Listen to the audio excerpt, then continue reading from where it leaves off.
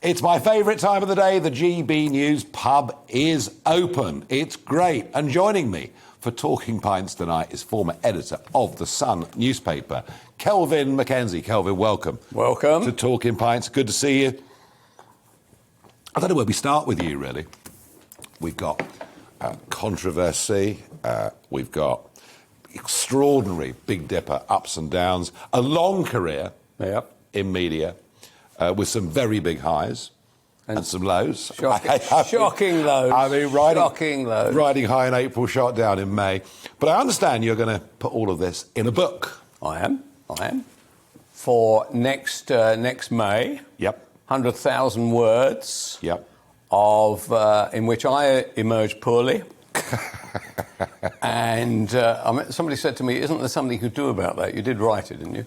How does the others emerge? Rupert emerges wealthy, but with question marks, and some of his colleagues get some question marks as well. But so I expect it'll all end up in the High Court, which will be fantastic. When you were running The Sun and you were the editor from 81 to 94. Yep. So a long time. Mm-hmm. In what was then a very big selling newspaper. What was it selling at its peak? 4.3, 4.4, 4.5, massive.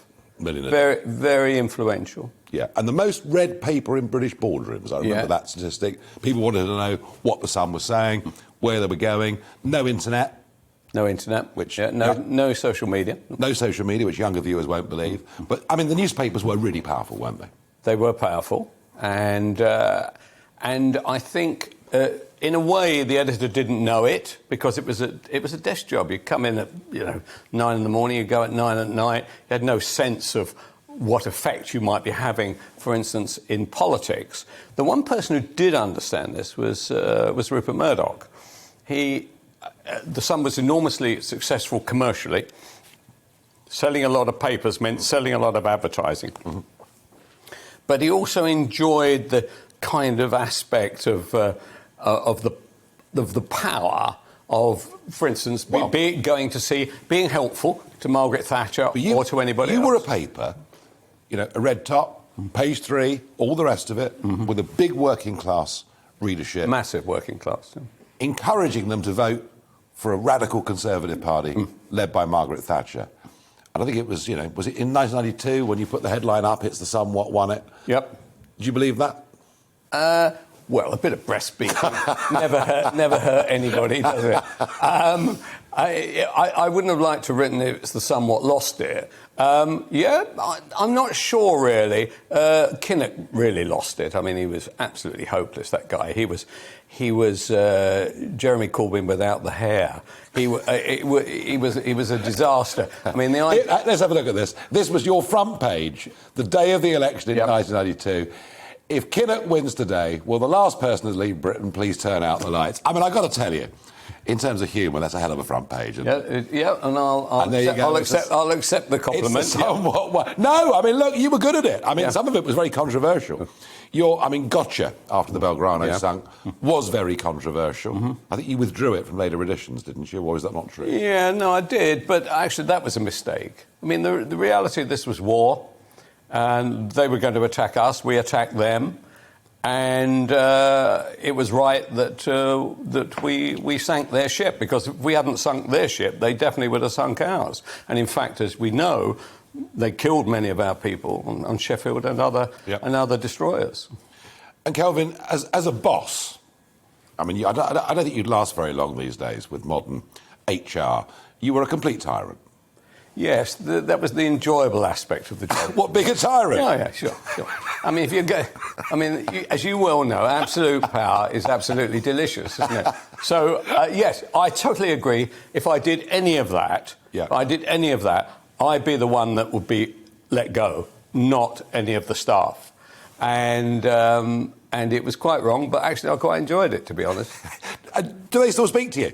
Yes, unfortunately they do. They keep in touch and asking whether the cheque is still heading their way. The reality of it was that you thought you were doing the right thing by chastising them or praising them or doing whatever.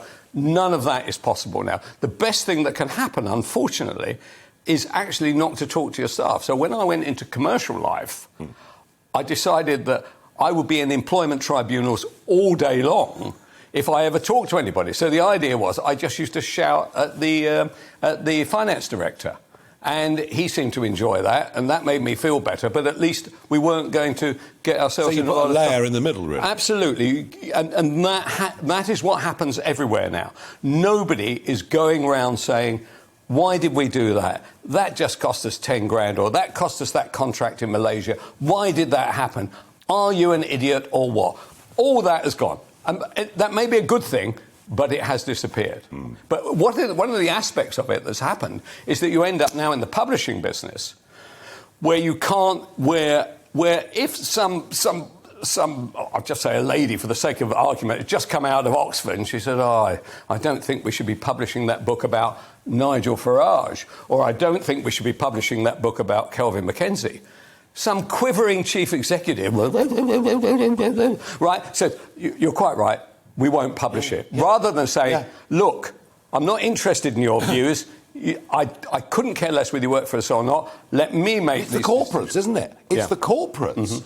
The woke, the real minority, send 25,000 emails to a marketing department. Yeah. They go, oh, my God, everybody hates us. Well, GBNews has suffered some of it, hasn't it? In the early days, I think we are getting back. It's when you dumped Andrew Neil, everything started turning out all right, didn't it? Suddenly the media buyers all came rushing in saying, well, you got rid of Andrews, we must remember to take some advertising. I can't claim responsibility for that one, Kelvin. I wasn't involved. I'm a mere presenter here, but enjoying it, I have to say. Yeah. And it's a new media venture, and that is an exciting thing. It is, yeah. To be part of. And tough at the beginning. And, of course, inevitably tough. If the high was 92, and I guess that was the height of really what you did as editor and your power and that front page that all of us that were alive at the time will never forget. The big low. I don't know. I mean, I'm thinking it was Liverpool, but would that be right? No, that would be right. I have attracted a fair degree of opprobrium over the last few years. I was a devil incarnate. I dared take on the establishment on what was a settled view, and so necessarily you're mad and bad for doing that. But I've never sort of quite. I think the mayor of Liverpool, Joe Anderson, the one that in the end had to stand down, he did say. Why did he have to stand down? Well, I think there was all sorts going on. Yes. But I'm not sure we can say so at this moment in time. He once said that Nigel Farage wasn't welcome in Liverpool, but that was just him. And I'm sure if I turned up there in a bar tonight in Liverpool, I might do okay. But you're kind of still 30 years on. You are the ultimate pariah in Liverpool. Just tell us what actually. I mean, basically, the Hillsborough tragedy. For those that don't know this story, the Hillsborough tragedy, the victims, they felt or were made to feel that you'd insulted them. Yeah, well, that's true. But I've explained this till I'm blue in the face. Yeah, well, let's hear it. They don't want to listen. So all that happened was there was a piece of agency copy from, some freelancers in Sheffield, very well known. They come up with a story which said that senior officers blamed the Liverpool fans for Hillsborough. OK. Why wouldn't I believe that? When our political editor, walking down Whitehall that afternoon, bumps into the private secretary to Margaret Thatcher, who tells exactly the same story to Trevor Kavanagh, the political editor. Sort of corroboration. Yeah, corroborated it. Why wouldn't I believe that? Why wouldn't I believe it? And by the way, I wasn't the only one to run. The Liverpool papers ran the story as well. So the story was a crowd surge caused by people who didn't actually have tickets. There was a bit of that, and there was kind of other allegations that were made. They were horrible allegations, OK? But this was coming from senior police officers. It wasn't the Sun having sent out some investigative reporters. It wasn't even our reporters. So why wouldn't I believe it? If it had been about Jimmy Savile, senior police officers had said X, Y and Z about Jimmy Savile, I would have believed that as well. And so the Liverpool fans, as it turned out, the whole story was completely made up by the cops. And it was made up by the cops in order to actually deflect the mistakes that they had made, or perhaps one officer had made, or a series of officers had made, right, to deflect what they had done. However, Liverpool fans still waiting for somebody, so 97 are now dead, are still waiting for somebody to be charged and found guilty. And so there is nobody to blame, so they might as well blame the editor of The Sun. And it stuck. And it stuck, and it's still there today, and it will still be there. For instance, I get from Liverpool fans saying that they are going to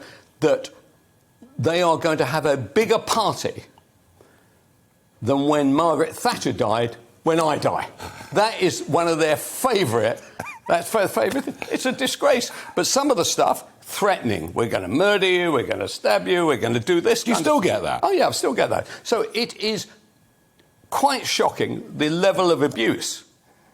And so one of the reasons why I'm pleased with the online harms bill is because, with a bit of luck, this will now stop. Does it bother you? If you ask me, do I want it to stop? And do some members of my family kind of get caught up in the kind of, as you well know, get caught up in the shadow of it all? Do I want it to stop? Yes, I do. Right? I'd like it to stop tomorrow. Do I think it's going to stop? No, I don't. It's something I'll just have to live with. Yeah. It's whether it's because you've made a mistake, or whether it's because you were misled, or even whether it's because you had a misjudgment, to still be paying a price for it 30 years on is pretty tough. Well, I don't accept that it was a misjudgment. No, I don't accept it was a mistake. I said it could be, but, you know. Yeah, it's for the other side to say that, but I don't accept that. Fair enough. After that, you continued, you did remarkable things. I mean, where we first came in touch, you were running TalkSport Radio. You took it to remarkable places. And I'm grateful to you because you gave me my sort of first real chances as a young MEP. And I'd go on with James Whale and all sorts of people. And you know, I am grateful you've given me a chance to get out there and do that stuff. And that was a huge success. TalkSport was a huge success. And you've had all sorts of commercial ups and downs, and that's the way that life in the commercial world is. But you were back writing columns. Yep. I was back writing columns. Yep. Back doing what Kelvin does best. And what Kelvin does best, I think, is he's quite good at assessing where the public are on stuff. Quite good at assessing whether it's Middle England or whatever it is. And probably 7 or 8 times out of 10, Kelvin gets it right. Twice out of 10, hopeless. But generally, you're good at getting it right. But remember, I'm not trying to get it right. I'm just saying what I think. Yeah, but what you think has the reason that you did well at The Sun, you struck that chord. But suddenly, after all these years... I get fired. At 70... Yeah, fired. Sacked at 70. As I said to Rebecca Brooks, said, this is a fantastic day. She said, oh, yes, in what way is that?